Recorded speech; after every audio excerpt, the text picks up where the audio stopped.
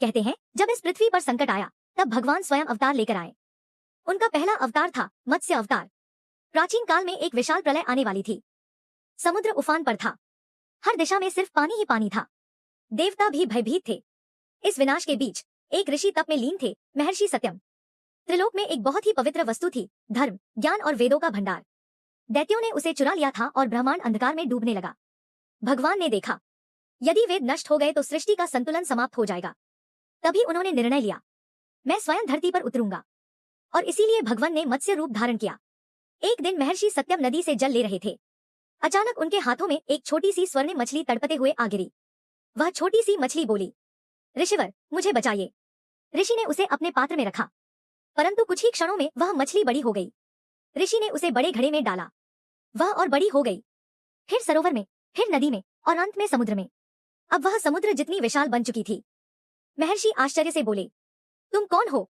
ऐसा कोई साधारण प्राणी नहीं। तभी समुद्र गरजा और मछली के मुख से आवाज आई, महर्षि, मैं ही नारायण हूं। भगवान बोले, कुछ ही समय में प्रलय आएगी। तुम एक विशाल नौका बनाओ, उसमें सभी जीवों के बीच औषधियां, श्रेष्ठ मनुष्यों और वेदों को रखो। मैं तुम्हारी रक्षा करूंगा। ऋषि ने आज्ञा का पालन किया।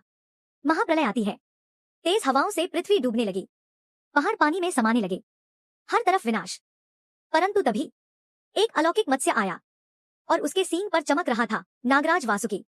नाव बंध गई भगवान से। ऋषि और वेदों को साथ लेकर नाव मत्स्य के साथ समुद्र के बीच बढ़ती गई। मार्ग में मत्स्य ने ऋषि को सृष्टि का रहस्य सुनाया, धर्म, कर्म, मोक्ष और ज्ञान का उपदेश दिया। और तभी समुद्र की गहराई से उभरा दैत्य हयग्रीव, जिसने वेदों को चुरा लिया था। भगवान ने दहाड़ते हुए कहा, धर्म का अपहरण करने वाले, आज तेरा अंत है। सागर में एक महान युद्ध हुआ। भगवान ने वेदों को वापस लिया और हयग्रीव का वध कर दिया।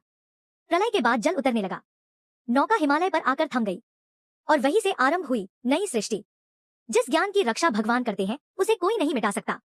जब भी संसार पर संकट आता है विष्णु स्वयं आते हैं। जय नारायण।